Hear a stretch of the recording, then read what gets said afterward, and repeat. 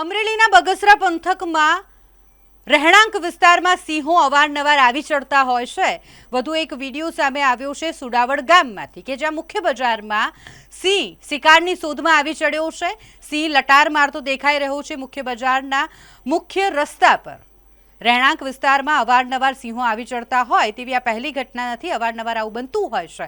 અને આજનો આ વિડીયો એટલા માટે ખાસ છે કારણ કે આગળ એક બાઇક ચાલક જઈ રહ્યો છે અને બાઇક ચાલકની પાછળ વનનો રાજા લટાર મારી રહ્યો છે, પરંતુ બાઇક ચાલકને એ વાતની જાણ જ નથી કે વનનો રાજા તેની પાછળ લટાર મારી રહ્યો છે। આ એક અદ્ભુત દ્રશ્ય જે કેમેરામાં કેદ થયું છે અને જે વાયરલ થઈ રહ્યું છે, પરંતુ મહત્વની મુદ્દો એ છે કે રહેણાંક વિસ્તારમાં અવારનવાર સિંહો આવી ચડે છે, ઘણીવાર પશુઓનું મારણ કરે છે, એટલે પશુપાલકોને ઘણું નુકસાન થતું હોય છે અને તે લોકોને પણ નુકસાન પહોંચાડી શકે તેવી સ્થિતિમાં જ્યારે અવારનવાર સિંહો આવી ચડતા હોય ત્યારે શું પરિસ્થિતિ છે ત્યાંના માહોલની, ત્યાં રહેતા લોકોમાં કયા પ્રકારનો ભયનો માહોલ હોય છે તે વિશે આપણી સાથે વાત કરશે વધુમાં સંવાદદાતા મેહુલ ત્રિવેદી જોડાઈ રહ્યા છે।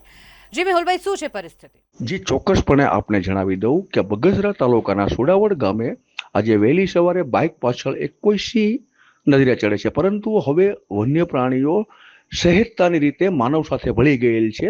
આજે અવારનવાર પ્રત્યેક દિવસે ક્યાંય ને ક્યાંય વનના રાજાઓ કે વનની રાણીઓ સહેજતાથી કેમેરામાં કેદ થઈ રહ્યા છે, પરંતુ ક્યાંય પણ કોઈએ કોઈને ઈજા પહોંચાડી હોય કે હાનિ કરી હોય એવા બનાવો બનવા પામ્યા નથી।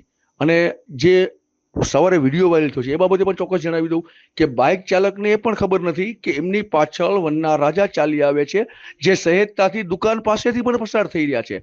આજે વન વિભાગની સતત દેખરેખ હેઠળ વન્ય પ્રાણીની સંખ્યામાં ચોક્કસપણે વધારો થઈ રહ્યો છે, ત્યારે આવા બધા બનાવો તો સહેજ બાબત છે। જી